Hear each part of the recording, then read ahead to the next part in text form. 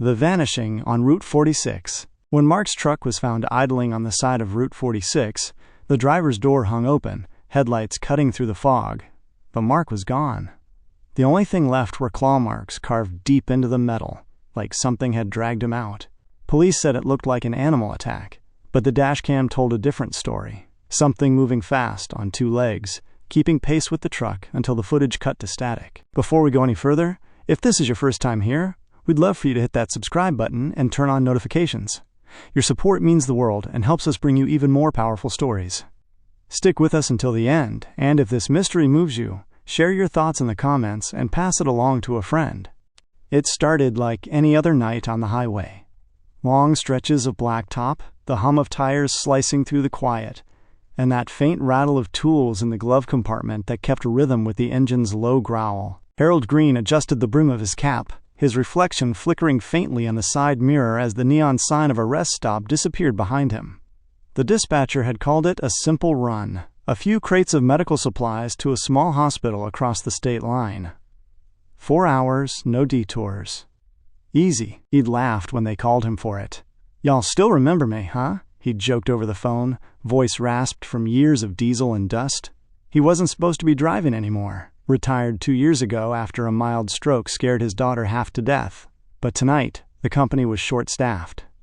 And Harold missed the road. The highway always had a way of calming his thoughts. That steady hum, the hypnotic vibration through the steering wheel, the scent of warm asphalt mixing with diesel. It made him feel like part of something bigger. Still, something about this night felt off. The sky was unusually clear, but the moon hung low, dull orange, like an ember burning out. The CB radio crackled every now and then, though no one was talking. Every voice Harold tried to reach came back with static. Around midnight, he stopped at an old fuel station, the kind that still had buzzing lights and a handwritten open sign taped to the door. Inside, the clerk, a young guy with headphones dangling from his neck, barely looked up. "Late run, huh?" the clerk mumbled. "Just one last trip," Harold said, sliding a few bills across the counter. "Can't sleep without the sound of a highway." The kid chuckled softly, scanning a pack of gum. "Man, I don't know how y'all do it. This late, I can't even walk to the bathroom without seeing things in the dark." Harold smirked. "That's 'cause you don't keep your lights on." The kid laughed, but it faded quick. "Hey, if you're heading down Route 7, maybe stay in the middle lane. Lotta wildlife lately. Weird tracks showing up near mile marker 213. Harold raised a brow. "Weird like how?" The clerk hesitated, like something heavy but walking on 2 feet. They both laughed it off, but as Harold walked back to his truck, the night air hit him colder than before, the kind of chill that seeps past your jacket and settles deep. He fired up the engine, the roar echoing across the empty lot. His headlights swept across the trees, tall pines leaning over the road like they were listening. The radio came back to life for a brief second, a distant voice whispering through the static. Then silence again. He drove on. The highway stretched endless, unbroken. The clock on his dash glowed 1:47 a.m. when the dashcam flickered, static tearing across the screen. Then it died completely. "Huh," he muttered, tapping it with a gloved hand. "Not tonight, buddy." A faint scraping noise came from above, light at first, like a branch brushing the roof. Then again, louder. Harold eased off the gas. The sound stopped. He looked in the mirror. The trailer behind him shimmered faintly under the moonlight. Nothing unusual. Still, the air inside the cab felt heavier, like something unseen was waiting, just beyond the edge of the light. He slowed to a crawl and pulled over near a wide shoulder. The engine idled with a low purr. Grabbing his flashlight, Harold stepped down onto the cold asphalt. The forest around him was quiet. Too quiet. No crickets, no wind, just the ticking of the cooling engine. He walked slowly toward the back of the trailer, the beam of his flashlight trembling slightly in his hand. There were marks, faint at first, but visible under the light.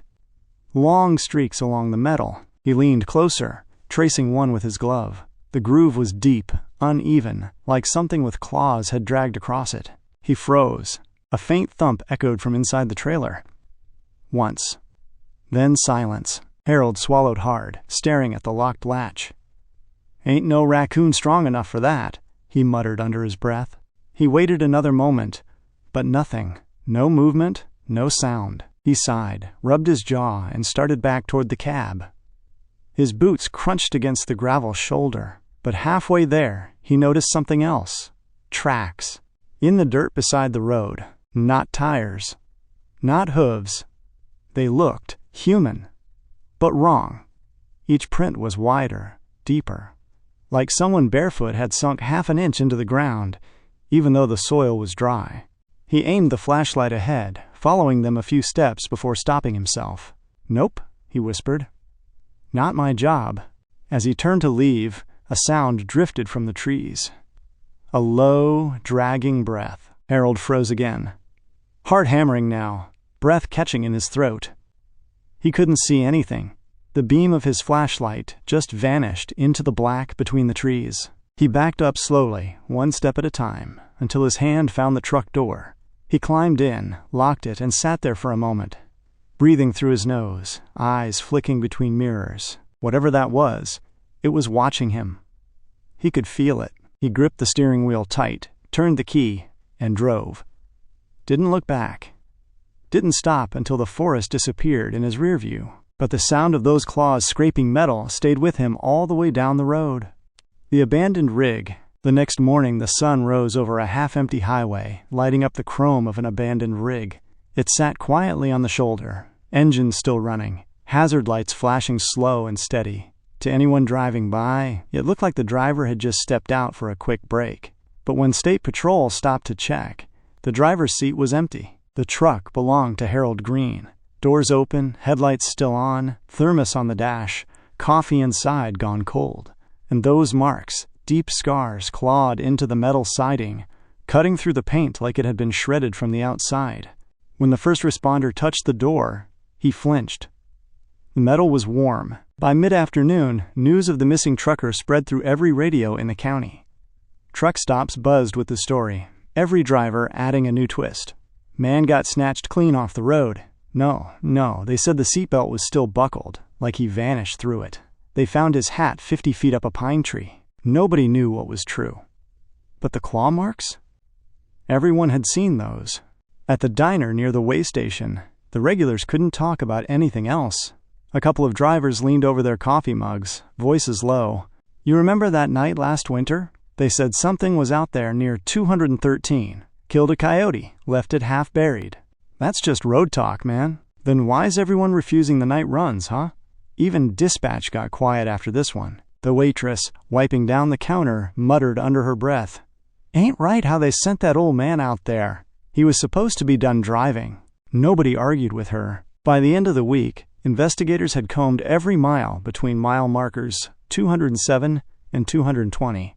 They found tire tracks veering slightly to the side, like Harold had pulled over on purpose. No sign of a struggle. No blood. No footprints. Except one, just beyond the guardrail, pressed into the mud, was a print so strange it made the rookie deputy back away. It looked almost human, but stretched. 4 toes. A drag mark behind each one. The press called it the Green Case, but among truckers it became something else. The mile 213 haunting. Static and steel. Weeks passed. Dispatch went back to normal. People moved on, until one foggy night, another rig, a newer one, rolled down the same route. The driver was Marvin Boyd, 32, a second-generation hauler who didn't believe in stories. He told his wife before leaving, "I ain't Harold. I keep my eyes open and my door's locked." She laughed. He winked. That was the last time they spoke. At 1:08 a.m., dispatch recorded his voice. The log captured everything. "This is Boyd, seeing some kinda movement on the road ahead. Looks like a deer, maybe. Wait. Static. It's standing in the road, tall as the truck cab, just standing there." "Boyd, say again?" "It's looking right at me. Static." A scraping noise. Then, a metallic screech. The line went dead. They found Boyd's truck the next morning, just half a mile from where Harold's had been. Same setup. Engine running. Doors open, and on the passenger side door, 5 long, uneven slashes cutting straight through the steel. The audio spread like wildfire. Every trucker had a copy. Some swore you could hear breathing under the static, Deep, slow, and not human. Back at the diner, folks didn't laugh anymore. They talked quieter, looked over their shoulders more often. 2 drivers gone, same spot. That ain't coincidence. Could be some psycho hiding out there. Man, if that's a person, I'd sure like to see what kind leaves claw marks like that. One older driver, the kind that had seen enough to know better, stirred his coffee slowly and said, "It ain't human. You can feel it in the air before it happens. Like the night's holding its breath." People went silent after that. No one wanted to admit they'd felt it too. The company stopped assigning night runs through Route 7. Officially, they blamed road instability. Unofficially, nobody wanted to end up like Harold. But every now and then, dispatchers would still hear faint static crackle through the radio at night. And in between the white noise, a voice, rough, tired, like gravel grinding under weight. "Keep your lights on. Don't stop." The volunteer. By the time autumn rolled around, the story of Mile 213 had turned into legend. Truckers told it on overnight runs, the same way kids tell ghost stories by a campfire, half joking, half hoping they'd never see proof. Dispatch tried to bury it. Equipment failure, they said. Driver error. But everyone knew that was a lie. 2 rigs gone the same way, both found open, engines humming like the road itself refused to let them rest. Most drivers rerouted. Some quit, but there was one man who didn't scare easy. Darnell Booker, mid-40s, tall, quiet, with that weathered calm only years behind a wheel could give. He'd heard every rumor, every warning, but when the company asked for a volunteer to run the hospital load again, he said yes without blinking. "Somebody's got to close the book," he told the dispatcher. That night, he loaded up at the depot, checking every latch, every light twice. He even bolted the passenger door from the inside. The other drivers watched him from the lot, whispering, "He's nuts." Or brave. Brave don't mean smart. One old-timer shook his head. "If he makes it past 213, drinks on me." Darnell just smiled, climbed in, and started the engine. As the rig rolled out of the yard, the headlights carved twin paths into the darkness, and for a long time it was just him, the hum of the motor, and miles of silence. He played an old blues cassette to keep the rhythm steady. But as he crossed the county line, even the music began to sound distant, swallowed by the night air. The sky had gone moonless, only the faint glow of his dashboard lighting his face.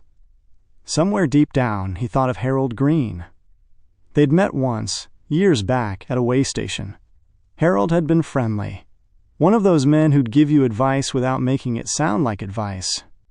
"Keep your hands warm and your eyes on the road," Harold used to say. At mile 210, the road dipped slightly. The forest leaned in close, trees so thick they looked like walls. Darnell tightened his grip on the wheel. The air changed. He didn't know how to explain it. Like pressure building, a storm that never came. By mile 212, his CB hissed softly, even though it was turned off. "Shh. Still hauling," he frowned, twisting the knob. Nothing. Then out of nowhere, his headlights caught a glint on the asphalt. Something metallic, reflecting the light just long enough to make him slow down. He pulled over, hazards blinking red across the empty road. Stepping out, the night hit him like a wall, cold, still, and heavy. There it was, lying near the shoulder, a rusted thermos, half buried in gravel. He bent to pick it up. On the side, etched faintly under the dirt, were the initials HG. "Harold Green," he whispered. A faint noise drifted from the trees. Not movement, just a rhythm, like something breathing, long and slow, matching his own. He straightened up, scanning the tree line. The beam of his flashlight disappeared into the black. His radio suddenly crackled. Darnell. He froze. It was faint, grainy, like an old tape playing underwater. "Don't stop." The voice was Harold's. Darnell's chest tightened. "Who is this?" he barked into the mic. But the line went dead. He climbed back into the cab, heart hammering. As he reached for the ignition, something moved at the edge of his headlights. Tall, pale, stepping out of the tree line. He couldn't see its face, but the eyes reflected the light low to the ground, glowing a dull, sickly gold. The figure didn't walk. It glided, as if its feet never touched the pavement. Darnell slammed the truck into reverse, tires screaming. The figure vanished from view, but the rear camera, the one mounted above the doors, flickered to life, even though it was turned off. The monitor on his dash lit up with static, then shapes. The back of the truck, the forest, and something climbing up the side. The screen went black. He floored it. Didn't care where he was going, just away. Branches slapped the trailer as the road blurred under him. The CB hissed again, whispering through the static. "Turn back," Darnell shouted. "What do you want from me?" The truck shuddered violently. A loud, metallic tear from behind. When he looked in the mirror, the trailer door was swinging open. For a split second, he thought he saw movement inside, like something crawling out of the dark. Then, everything went silent. No engine, no lights, just a low hum vibrating through the air, like the road itself was alive. The legend continues. The next morning, patrol found the rig near the same mile marker. Engine running, passenger door torn off. And on the driver's seat, Harold Green's jacket, folded neatly. The thermos sat beside it, clean, like it had never been buried at all. Investigators didn't know what to make of it. The company shut the route down for good. But late at night, truckers still hear things when they drive close. Radios flicker, CBs whisper, headlights dim for just a second too long. They say if you pull over near mile 213, you might hear the faint hum of a diesel engine in the distance. No lights, no truck, just the sound. And if you listen close enough, a voice under the static saying, "Still hauling, still here." Some swear it's Harold. Others say it's Darnell. But most just keep driving, because on that stretch of road, it's not the dark that scares you. It's the feeling that something in it is still watching, waiting for the next engine to pass. If you heard your own voice calling from the dark, would you follow it? Or turn back before you see who's really speaking? Follow for more chilling mysteries from the deep.